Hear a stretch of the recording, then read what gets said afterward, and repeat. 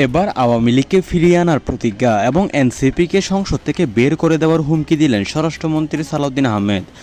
বাংলাদেশ সরকারের স্বরাষ্ট্রমন্ত্রী ও বিএনপির স্থায়ী কমিটির সদস্য সালাউদ্দিন আহমেদ আজ দুটি বড় ঘোষণা দিয়ে রাজনৈতিক অঙ্গনে তীব্র আলোড়ন সৃষ্টি করেছেন। তিনি সরাসরি বলেছেন, আওয়ামী লীগকে ফিরিয়ে আনার প্রতিজ্ঞা করছি, আর সমন্বয়কদের দল এনসিপিকে সংসদ থেকে বের করে দেওয়া হবে। সালাউদ্দিন আহমেদ আরও বলেন, আওয়ামী লীগ দেশের একটি বড় রাজনৈতিক দল, এদেরকে নিষিদ্ধ করে রাখা আর সম্ভব নয়। আমরা আওয়ামী লীগকে ফিরিয়ে আনার প্রতিজ্ঞা করছি। অন্যদিকে এনসিপির সমন্বয়করা সংসদে গিয়ে যে বিশৃঙ্খলা সৃষ্টি করেছে তা আর সহ্য করা হবে না, তাদের সংসদ থেকে বহিষ্কার করে দেওয়া হবে। তিনি আরও যোগ করেন, একদিকে আওয়ামী লীগকে ফিরিয়ে আনা হবে, অন্যদিকে এনসিপি সমন্বয়কদের আর সংসদে রাখা হবে না, এটা আমাদের স্পষ্ট অবস্থান। তার এই দ্বৈত ঘোষণায় বিএনপি সরকারের অভ্যন্তর এবং রাজনৈতিক মহলে ব্যাপক তোলপাড় সৃষ্টি করেছে। আওয়ামী লীগ নেতাকর্মীদের মধ্যে এই ঘোষণায় আশা ও উল্লাস দেখা যাচ্ছে।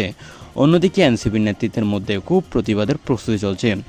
সামাজিক যোগাযোগ মাধ্যমে নেটিজনদের মধ্যে তুমুল আলোচনা চলছে। কেউ কেউ এটাকে জাতীয় ঐক্যের পথ বলছেন, আবার কেউ কেউ রাজনৈতিক কৌশল হিসেবে দেখছেন।